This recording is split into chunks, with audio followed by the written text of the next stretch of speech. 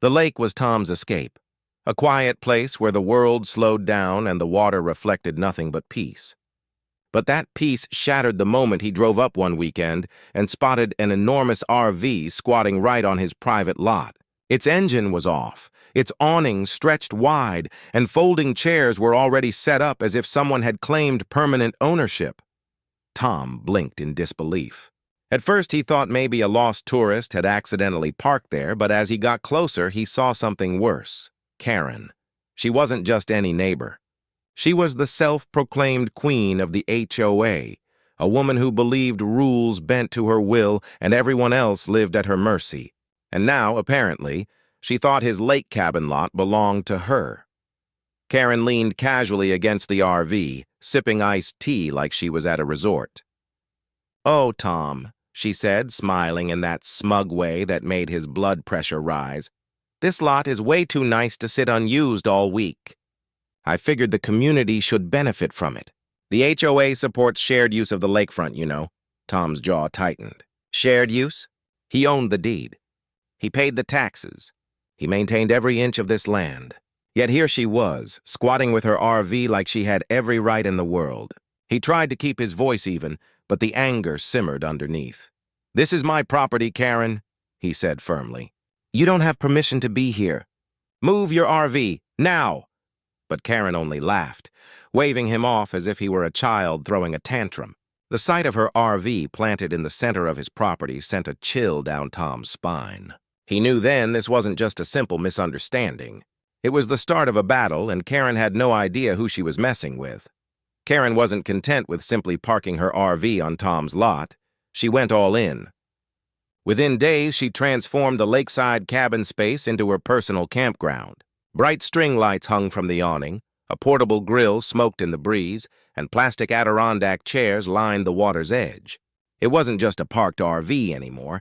It was a statement. Karen had claimed the lot as her own. Tom stood by the cabin window, arms crossed, watching as she entertained a few neighbors like it was some kind of HOA-sanctioned party. Children splashed in the water, coolers lined the lawn, and laughter rang out. Every sound stabbed at Tom's patience. He wanted to storm outside and tell her to pack it up immediately, but the smug look on Karen's face told him she was waiting for that reaction. When Tom finally confronted her, she didn't back down. "The HOA believes in community use of shared resources," she declared, loud enough for her guests to hear. "You're being selfish by keeping this beautiful spot all to yourself. If you don't like it, take it up with the board." The audacity left Tom speechless. Shared resources. The deed to the lot was in his name alone. He paid every tax bill, every maintenance fee, every repair cost. Yet Karen, armed with her inflated sense of authority, acted like it was hers to distribute.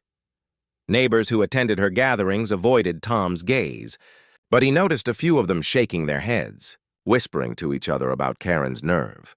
Still, no one spoke up. Karen's dominance over the HOA was legendary, and most residents preferred not to become her next target. Tom clenched his jaw. It was becoming clear that Karen wouldn't leave willingly. And worse, she was beginning to believe her own narrative, that she had some kind of right to his property. Every weekend Tom returned to his lake cabin, he found Karen pushing her boundaries further. What started as her RV and a few chairs soon turned into a full setup. Tiki torches lining the yard, a fire pit on the grass, and a constant stream of visitors treating the property like a community park. His once serene retreat was now overrun with noise, clutter, and disrespect. The worst part wasn't the intrusion itself. It was the smug look Karen wore each time Tom pulled into the driveway. She would wave cheerfully as though daring him to do something. "Relax, Tom," she said once, flipping burgers on her grill. "We're all neighbors here." "Don't be so uptight." Inside, Tom seethed. The grass he had spent hours mowing was trampled and muddy from constant foot traffic. Trash bags piled up against the RV and cigarette butts littered the shoreline. His dock, freshly repaired the previous summer, creaked under the weight of strangers who had no business being there. But Karen wasn't just bold, she was strategic. When Tom confronted her again, she twisted the story. Funny, the HOA thinks you're neglecting this place, she said with mock concern. All this activity proves someone cares for it. Maybe that's something the board should discuss. The implication was clear. Karen wasn't just squatting, she was flipping the narrative to make him the negligent owner. And if the HOA believed her, Tom could be painted as the problem rather than the victim. Tom realized he couldn't simply argue his way out of this. Karen thrived on confrontation, feeding off the drama. If he lost his temper, she would spin it against him. No, this would require patience, evidence, and a strategy Karen wouldn't see coming. The letter arrived on a Tuesday, tucked neatly in Tom's mailbox with the HOA's seal stamped on the corner. At first, he thought it might be routine correspondence, maybe an update about community maintenance. But as his eyes scanned the words, his blood boiled. The HOA was accusing him of neglecting his lake property. The letter listed complaints: overuse of the lawn, excessive foot traffic, loud gatherings, and improper waste disposal. All the things Karen had been doing were now pinned on him. At the bottom, a warning: failure to address these issues could result in fines and penalties. Tom slammed the letter onto the counter. The audacity was staggering. Not only had Karen stolen his property for her weekend playground, she had managed to manipulate the board into believing he was the problem. It was a masterstroke of arrogance, and Tom had just hit his breaking point. That night, he walked the perimeter of his lot, snapping photos of the RV, the trash bags, the scorched grass near the fire pit. He took videos of the noise, the lights strung up, the people he didn't know lounging on his dock. Every detail became part of his growing case. Karen spotted him documenting the mess and smirked. "Careful, Tom," she called out, her tone dripping with mockery. "You wouldn't want the board thinking you're harassing your neighbors." It was the last straw. Tom realized arguing with Karen was pointless. She thrived on drama, twisted facts, and used her HOA connections like weapons. But she had made one critical mistake. She left a paper trail a mile wide. Tom folded the HOA letter and slid it into his evidence folder. If Karen wanted a battle, she was going to get one. But this time, the rules wouldn't bend in her favor. Tom sat at his desk that night, evidence spread out like puzzle pieces. Karen thought she had the upper hand, but she had overlooked one thing. Tom knew how to fight smart. This wasn't about shouting matches or HOA politics anymore. It was about law, property rights, and letting the system work against her arrogance. The first step was filing a formal complaint with the HOA, complete with photos, videos, and a timeline of every violation. He attached a copy of his deed, highlighting his sole ownership of the lot. He didn't just claim she was squatting, he proved it. Next, Tom went beyond the HOA. He contacted the county zoning office and explained that someone had set up a semi-permanent RV camp on residential property not zoned for it. They listened carefully and scheduled a visit. Then he called the health department, pointing out the trash and questionable waste disposal coming from the RV. Finally, he reached out to the county tax assessor's office. If Karen was using the property as her own, shouldn't that trigger new assessments and potential fees? One by one, the wheels began turning. Inspectors quietly marked dates on their calendars. The HOA board, overwhelmed with Tom's airtight evidence, could no longer brush his complaint aside. He even printed out local ordinances about illegal camping and unpermitted structures, ready to hand to any official who needed them. Tom felt a new calm settle over him. For weeks, Karen had laughed at his frustration, but soon it would be her turn to face consequences. She had treated his lot like a free vacation spot. But she was about to learn that every action had a price, and Tom was making sure that price was steep. The first knock came early on a Saturday morning.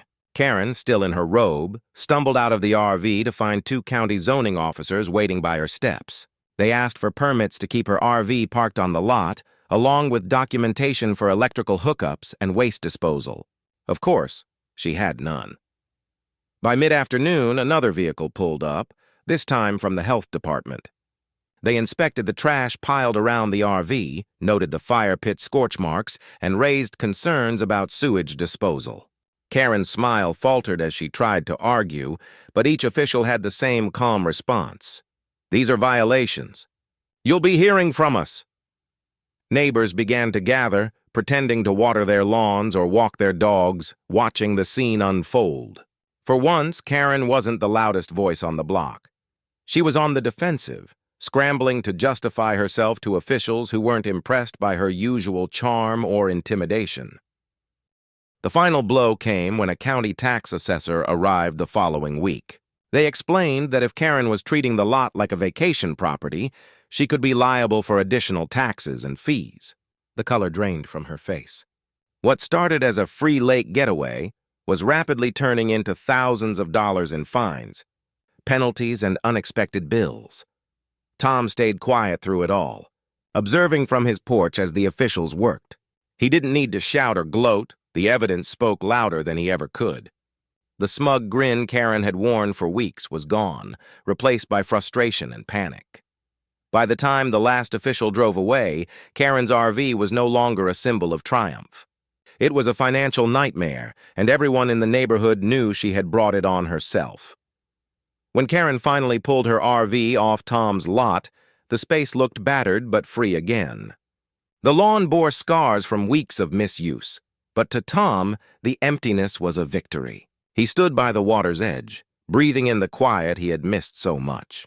The lake reflected the morning sun, calm and undisturbed, just as it should be. Word spread quickly through the neighborhood. Everyone had watched Karen's downfall unfold, from the first zoning officer to the last assessor. Her fines piled into the thousands, and her once unshakable reputation took a heavy blow. Neighbors who had once been silent now spoke freely, some even applauding Tom for standing his ground. For Tom, the win wasn't about humiliating Karen. It was about proving that patience, evidence, and the law were stronger than arrogance. Karen had believed her HOA ties and bluster made her untouchable, but the truth was simple. No one is above accountability. Looking back, Tom realized the lesson wasn't just about property rights. It was about the importance of choosing strategy over emotion. He could have lashed out or confronted Karen in anger, but that would have only fed her narrative. Instead, he let the facts dismantle her power, piece by piece. Now, every time Tom returned to his cabin, he appreciated it even more. The space was his again, and it stood as a reminder that entitlement has consequences. Karen had tried to steal comfort without cost, but in the end, she paid dearly for it. Tom's story leaves a lingering question for anyone who's ever faced arrogance or unfairness. When someone tramples on what's yours, will you react in anger or will you outsmart them with patience, preparation, and truth?